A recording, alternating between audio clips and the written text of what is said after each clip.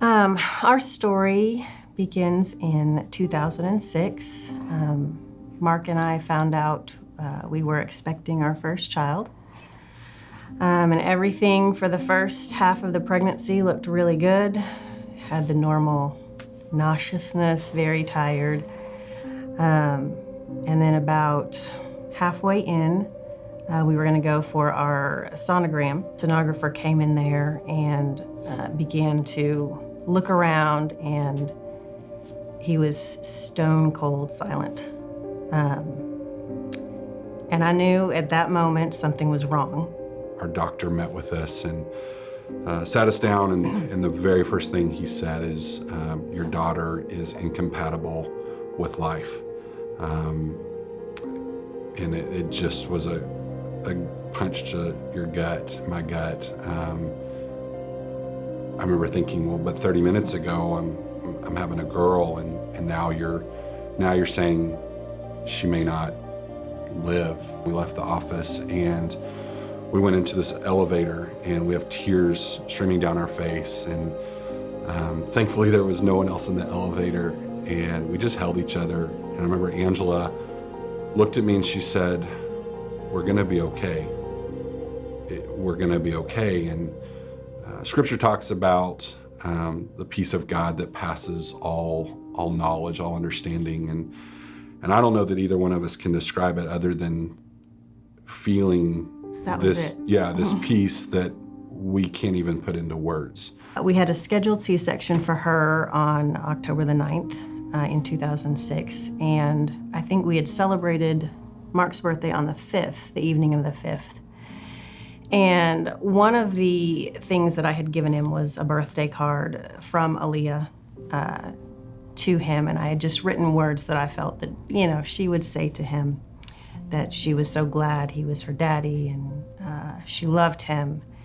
And I remember writing this one line, and I debated whether to say, I can't wait to meet you, or I can't wait to see you. And I went back and forth, and I wrote, I can't wait to see you, love, Aaliyah. Mm-hmm. And so, little did we know, at 2 a.m. following morning, October 6th, Angela's water broke. They take her out, and she's alive. And so they asked me to come over to where they are. They're cleaning her up, and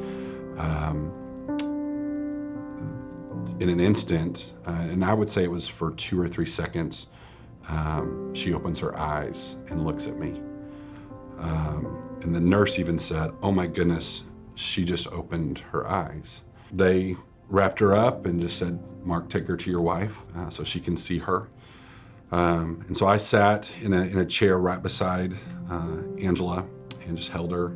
Aaliyah lived 52 minutes and then passed away. Went home.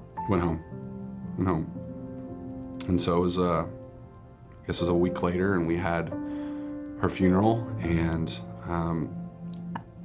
I remember the morning of the funeral. This is just kind of another, the Lord gives you thoughts and certain things, but we were driving to the church, and I remember looking out the passenger window and looking up into the sky, and it was beautiful the way the sun was coming through, and there were clouds, and you could just see all the rays. And I remember thinking how beautiful this is, and then instantly I had the thought, my girl is getting to see it from the other side, and how much more beautiful it probably is, and that she's in glory, I wanted her to stay, but I couldn't certainly take her back from where she was. That's the most glorious place. And the idea of, shortly after she was born and then passed away, heaven, reading about heaven, studying heaven was extremely comforting to me. I knew that she was just loved, surrounded by love, and full of joy and peace and whole and healed and all of those things.